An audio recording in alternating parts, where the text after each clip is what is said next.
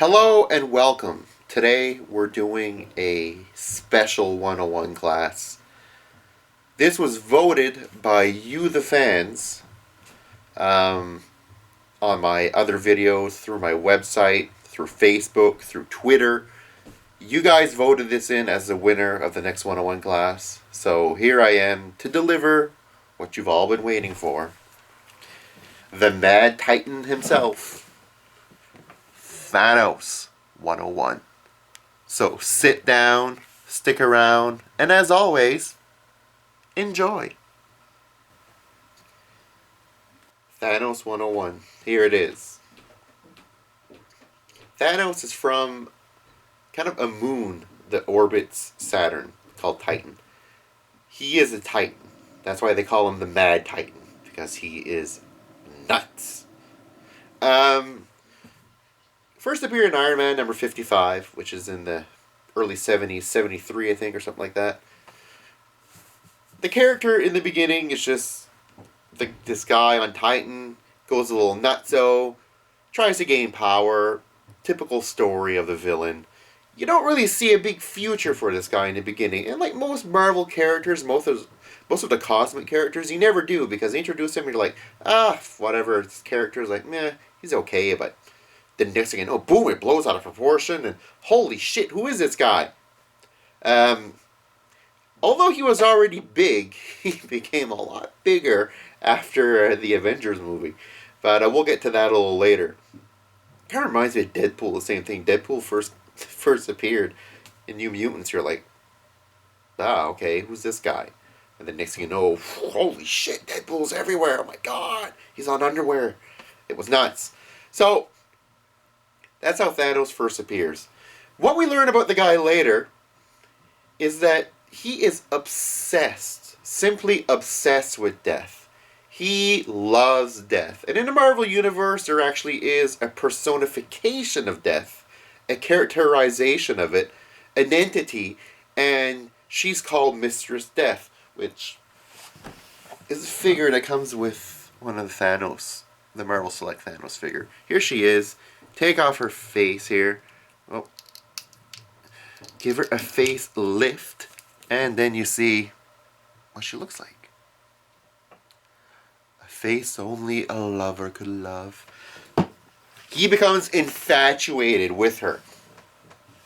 So he kind of joins up with her. And his goal is to make her love him. He wants to be loved by death. I mean, he's infatuated with the concept, finally meets the personification of it, and he is in love. But he's nuts. So, what he does, in order to prove that he loves her in the beginning, he will go back to Titan, his home planet, and basically kill shitload of people. Okay? He's going to kill a shitload of his own people on Titan in order to try to get Mistress Death to be impressed by him. Because she doesn't feel the same way about him that he feels about her. He's all crazy gaga love for her, and she's kind of like, you know what, man? You didn't buy me enough roses, get me a new car, do something, you know what I mean? Pay my bills. Pay my telephone bills. That's kind of the way she is. So he tries to impress her by creating more death, which kind of makes sense. So he kills a bunch of people on his planet, searches out for the Cosmic Cube, gets the Cosmic Cube, causes havoc. Captain Marvel, I believe, was the guy, if I'm not mistaken, came in, saved the day, and got rid of Thanos, and then, yay, everything was good. Alright. So we kind of get a first glimpse of him being infatuated with death and actually seeking out superior power. His whole goal is to be omnipotent.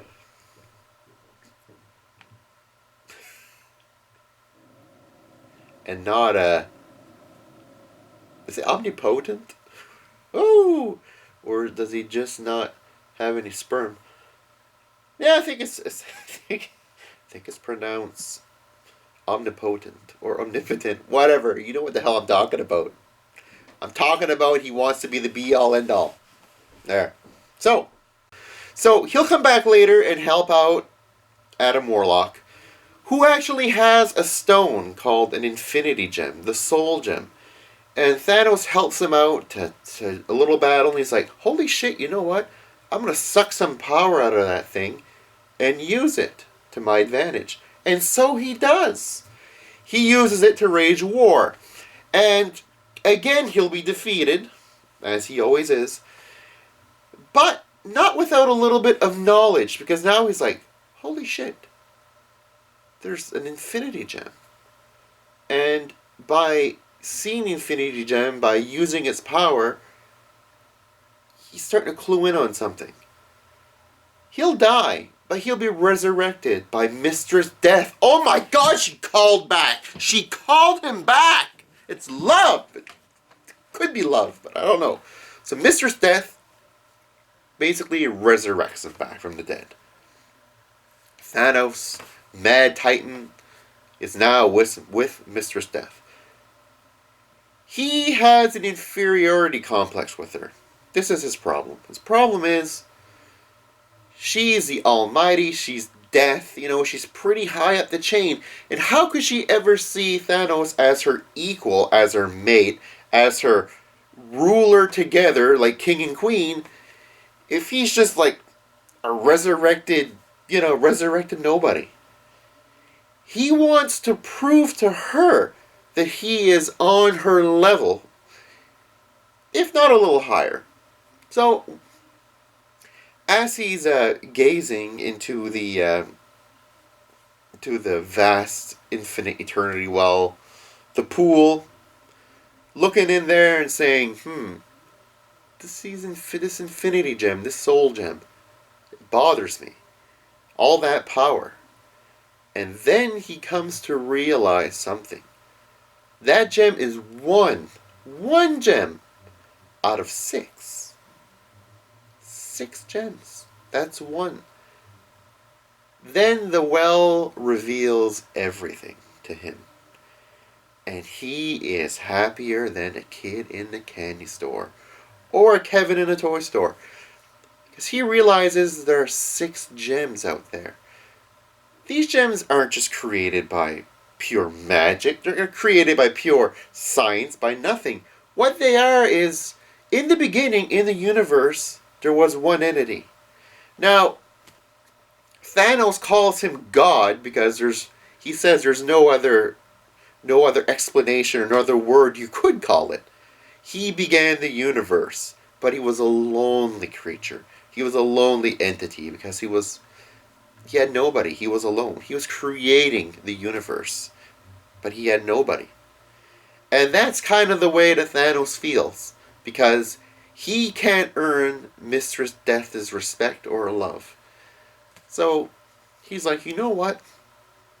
And the Infinity Well will reveal to him that when this entity finally ceased to exist out of its own sheer will, his powers was divided into 6 gems. There's 6 gemstones that have all the power that this one entity had. Because it was too powerful for one individual to have, it got split up. So Thanos is like, holy shit, you know what? I got a plan. I'm going to go hunt down the 6 gems. And become omnipotent. And then Mistress Death will love the shit out of me. And that's what he does. And one of the biggest Thanos storylines is the Infinity Gauntlet. It's right here. And that's what it's about. It's about him gaining the jewels. Actually, no, sorry. He goes on Thanos' quest first. I should throw that in there. Infinity Gauntlet, he has the jewels. Thanos' quest, he goes one by one, meets with the people, the entities, the gods, if you call them. You can call them the Eternals. That's what they are. They're all eternal. He goes to all of them and basically beats them at their own game, either psychologically or... Because Thanos is a smart cat, really smart guy. He'll beat them. And as he beats them, he takes their gems from them. Kind of like Highlanders, he cuts off your head. He takes the gems. Eventually, he beats all 6. And then he has all 6. of the soul gems. Which, once Thanos' quest is done, and he gets the gems, then we go into the huge crossover of the Infinity Gauntlet, in which Thanos has the power of a god. He is God. He calls himself God. It just came with Thanos figure here. Thanos figure. See, this is what the Infinity Gauntlet would look like. It's basically his glove with the stones on them. Woo-hoo. So, Thanos, there you go, buddy. Take this crap off, because you deserve much more than this. There. So we're going to get rid of this shitty glove. Give you the power you deserve, the Infinity Gauntlet. Put that on there. Make sure it fits right for you, buddy. There you are.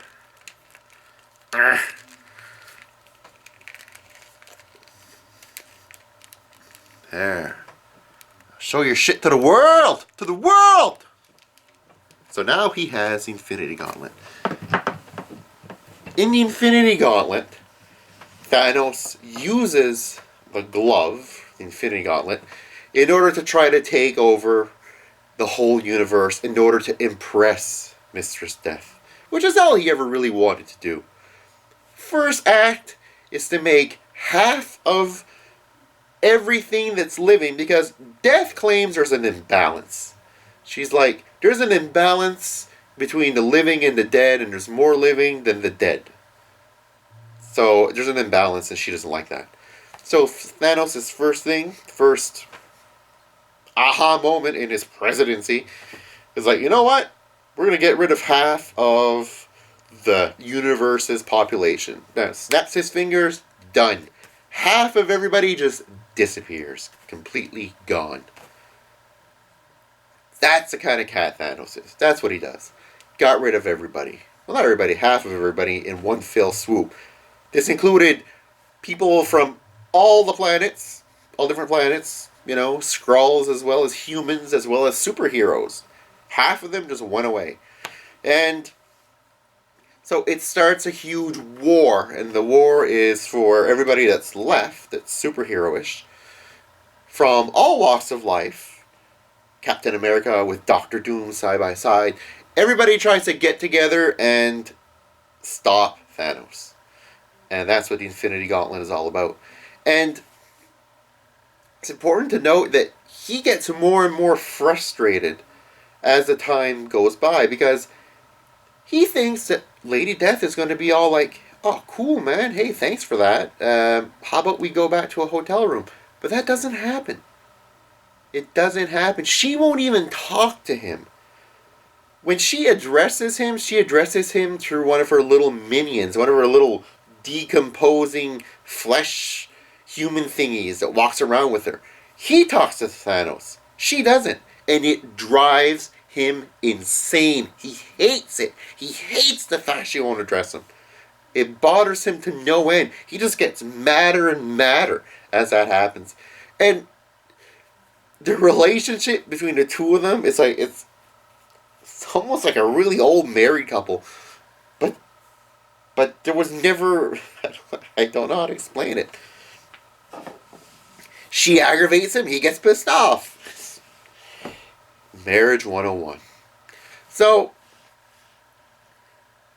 in the end, he will get defeated again. Because it's shown in the comics over the years that even though he could win the big battles, it's almost as if he doesn't. Something in him doesn't want to win. He doesn't want the power, even though he seeks it all the time. He seeks to be a god. In the end, he's always like, you know what? Subconsciously, I don't really want it. And he loses his power every single time. Interesting cat. So he loses the power again. Flung off the planet. Later on, Adam Warlock, who gains the Infinity Gauntlet, the guy that previously he had stole the gem power from, he gets the Infinity Gauntlet because he deems that he's the only trustworthy entity in the universe to wield such power. Blah, blah, blah, blah, blah. Whatevs. Whatevs. They go down on a planet for some reason. Nobody knows why. Only he knows why. Adam Morlock to go down, and it's kind of cool. In a cornfield or field of some sorts, there's a scarecrow there of Thanos. His costume stuffed up with straw. And then you see Thanos, and he's there living life as a farmer. He's a farmer now, man. He went total 360. Total 360. He's a farmer because he wants to be alone and at peace and all that stuff. And naturally, nothing like that ever lasts. If you look back at all the villains when they try to turn good, like Sandman, for an example, is one of them, they always go back to what they know. It's all they know. And, Marvel needs villains. So, he'll go back to being Thanos again for forever. But the point is, that there's a good side. Not a good side, but there's some good in him. Regardless, even though the bad part of him is obviously 90%, and he wants to be a god, all he really wants in the end is to be loved. And who doesn't want that? Mm-hmm. Now, something that's cool about the Avengers movie, or actually the whole Marvel movie series that directly relates to Thanos, I know everybody said, he's in the Avengers credits and all that, fine. But some people don't know, and for those of you who know this, awesome, you're probably be like, duh! But for those of you who don't know this, is that the Infinity Gauntlet actually appeared in the Thor movie. In the old relics chamber, where you saw all the old school relics. Well, later on during the Destroyer scene, I think it was, if I'm not mistaken, when you see Asgard again, in that room where Loki is, it's there. It is there. The Infinity Gauntlet is there. And they actually had Infinity Gauntlet. Marvel had it at, I think it was at one of Comic-Cons. They had it out. So it's actually in the movie, so they talk about it. Now, the Cosmic Cube in the movie as well, as you know, which is in Captain America and Avengers, it's in there. That's one of the things that Thanos went for before. So that's in the movies, which is neat. A lot of continuity there. And then, the Avengers movie, the scene after or during the credits, boom, you're there. Alien dude walks up, looks at this guy, and then you wouldn't even need to see who he was looking at. All you would have had to do really, not do, but all you would have had to really see is the alien guy talking, and then you would have known who he was talking to before he even turned around and smiled. Before you saw anything, before you saw the costume, before you saw anything, you would have known. Because what he says is so symbolic. He says basically to face the humans is to court death. And then Thanos turns around, big fucking smile on his face. Because that's what he does! He courts death! That's what he does! He courts death! He's like, look where he has his hand. On death's booty. He courts death. That's exactly what he does. So the line couldn't have been better delivered or better placed than there. It was the perfect line. And then when he turned around and he smiled, and then everybody in the theater, just like half of them lost their mind, and the other halves were like, who the fuck is Purple Dude? Awesome. Awesome. Joss Whedon, you are one smart little fucker.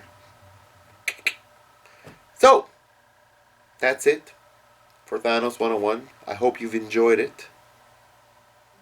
Remember, if you want to be a god, you need a cosmic cube or you need the Infinity Gauntlet. And you need to share an apartment with death. Whew. That's a tall order. So until next time, guys, take care. Later.